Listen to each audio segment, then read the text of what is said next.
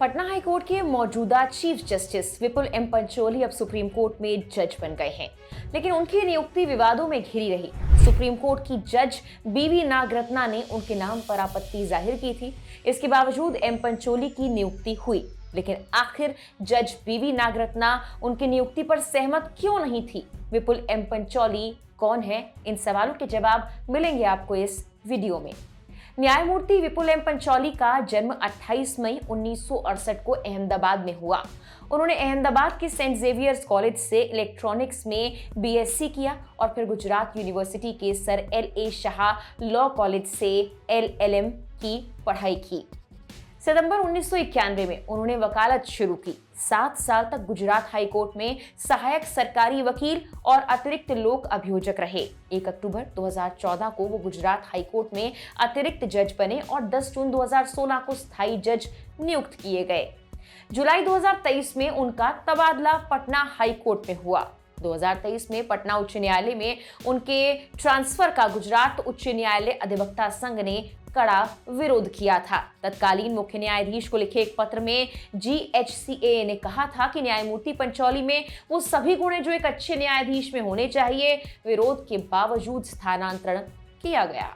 Justice विपुल पंचोली के promotion पर justice B V Nagarathna का कहना है कि जस्टिस पंचोली की नियुक्ति न्याय प्रशासन के लिए प्रतिकूल होगी और कॉलेजियम प्रणाली की विश्वसनीयता को खतरे में डालेगी। Justice B V Nagarathna chief justice Bhushan R Gavai की अध्यक्षता वाले 5 न्यायाधीशों के कॉलेजियम की एकमात्र महिला सदस्य हैं। जस्टिस बीवी नागरत्ना के अलावा इस कॉलेजियम में न्यायमूर्ति सूर्यकांत, न्यायमूर्ति विक्रमनाथ और न्यायमूर्ति JK महेश्वरी शामिल रहे। जस्टिस बीवी नागरत्ना की आपत्ति का केंद्र न्यायमूर्ति पंचोली का गुजरात हाई कोर्ट से पटना हाई कोर्ट में ट्रांसफर ही रहा है।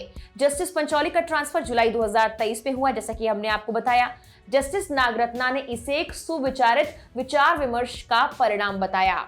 रिपोर्ट्स के अनुसार न्यायमूर्ति नागरत्ना के नोट से संकेत मिलता है कि जस्टिस पंचोली हाई कोर्ट के न्यायाधीशों की वरिष्ठता सूची में 57वें नंबर पर हैं। उनकी असहमति से पता लगता है कि इस प्रोसेस में कई अन्य वरिष्ठ और समान रूप से योग्य न्यायाधीशों की अनदेखी की गई। जस्टिस बीवी नागरत्ना के अलावा वरिष्ठ अधिवक्ता इंदिरा जयसिंह ने भी नाखुशी व्यक्त की थी। सुप्रीम कोर्ट के पूर्व न्यायाधीश अभय S. ओका ने आपत्तियों को चिंताजनक बताया था और कहा कि असहमति को सार्वजनिक किया जाना चाहिए। जस्टिस ओका ने इसे बेहद चिंताजनक बताते हुए कहा कि न्यायमूर्ति विपुल पंचोली को शीर्ष अदालत में पदोन्नत करने पर कॉलेजियम में असहमति को सार्वजनिक किया जाना चाहिए। उन्होंने कहा था कि ये चिंता का विषय है, हमें पारदर्शिता को परिभाषित करना होगा। आप सही कह रहे हैं कि एक न्यायाधीश ने असहमति जताई है, हमें पता होना चाहिए कि वो असहमति है क्या, इसमें कुछ भी गलत नहीं है। ये आलोचना जायज है कि असहमति सार्वजनिक क्यों नहीं हुई। जस्टिस पंचोली के सुप्रीम कोर्ट में आने के बाद उनका भविष्य में चीफ जस्टिस बनने का रास्ता भी साफ हो गया है।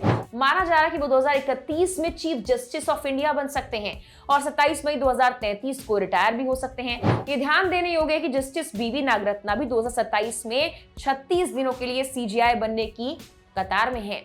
हिंदुस्तान टाइम्स की एक रिपोर्ट के अनुसार 3 महीने पहले भी जस्टिस पंचोली को सुप्रीम कोर्ट लाने की चर्चा हुई थी। तब भी जस्टिस नागरत्ना ने विरोध किया था, जिसके बाद गुजरात हाई कोर्ट से जस्टिस NV अंजारिया को सुप्रीम कोर्ट के लिए चुना गया। अब फिर से पंचोली के नाम की सहमति पर विरोध शुरू हो गया। बता दें कि सुप्रीम कोर्ट और हाई कोर्ट के जजों की नियुक्ति के लिए कॉलेजियम सिफारिश करता है।